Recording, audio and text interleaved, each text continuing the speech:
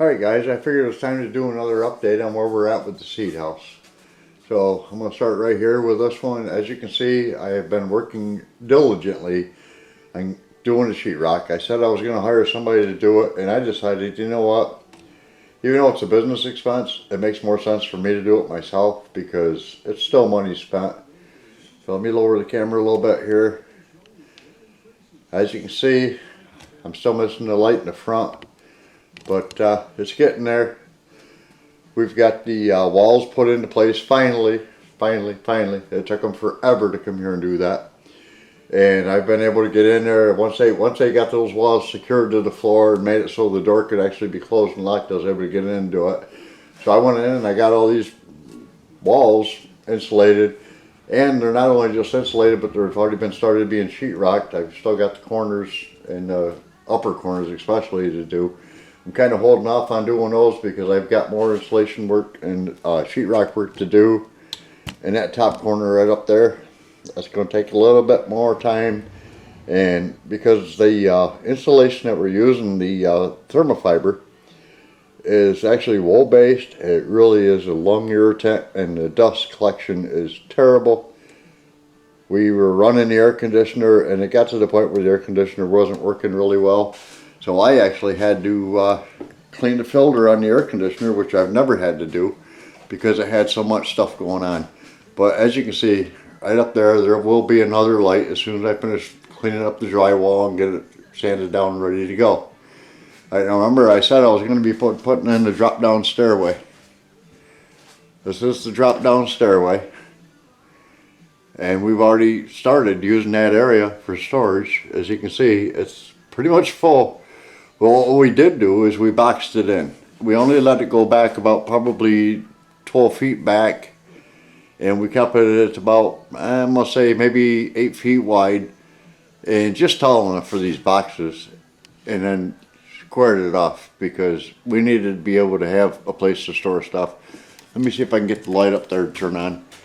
We have an automatic light in that area now too, by the way. There we go. We have an automatic light up there, so when you pull down the stairs, the light automatically comes on. And it's on, as long as you're up there rooting around for stuff, it's on. I did run the wiring, but we're not going to be using that at all. It's just foolish. Why do that when you can just put a light up there? And that one's battery operated, but it is set up to be able to do whatever we need to do. Alright, so as you can see, now there's two different ceiling heights here. But this is already all insulated on that whole side there, except for that one corner right there. Again, from the air conditioner hole. Of course, the air conditioner's out now, and we filled the hole with insulation. And I've got the wiring run into that section because that's where the main wiring box is going to go. Oh yeah, check this out. I've got two of my lights up already. I finished off the sheetrock in the areas where those lights are going to be, just enough to be able to get those lights hung because hey, I can paint around a light. That's pretty easy to do. But I've been working on getting this drywall, most of it anyways, finished up, so it's ready. It's ready for sanding and paint. And we come around this way here. Still got 3 more sheets of sheetrock or so to go. And I got it done all the way over to the door. So we're getting there. It's been a ride. It's been a long ride actually, but yeah, it's taking time, but it's looking pretty good. And you know, I look at it this way: there's still more insulation to do, of course, naturally, but it's not that bad. We went from having to use the air conditioner to try to keep it cool in here to switching over to electric heat to try to keep it warm in here within like a 15-day period, which was really kind of, for me anyway, asinine. I can't imagine anybody having to try to do this job in the wintertime. Not in New York. But once I get the electrical panel box mounted to the wall and get the wires into the box, and again, I was going to go through the floor with the electrical, and I decided no, I don't want to do that because that's not a good way to do it.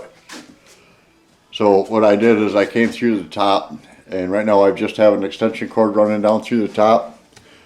I took the wire that has to go with these outlets all the way down this wall right here, and the lights. There's 11 of them all told, counting the 3 lights. going to those switches. And that's a legal 20 amp breaker, so I went with that route. And then just took that wire and said, hey, you know what? I can buy a plug and I can plug it into an extension cord, run the extension cord through where the main wire is going to be coming in for the box, and life goes on. Hence, the air conditioning outlet is still not wired in. That outlet's not wired in. That outlet's not wired in. The TV outlet's not wired in. And the drink cooler beverage center is not wired in. But it's getting there. It's taking time. Hope y'all have a good day. I'm out.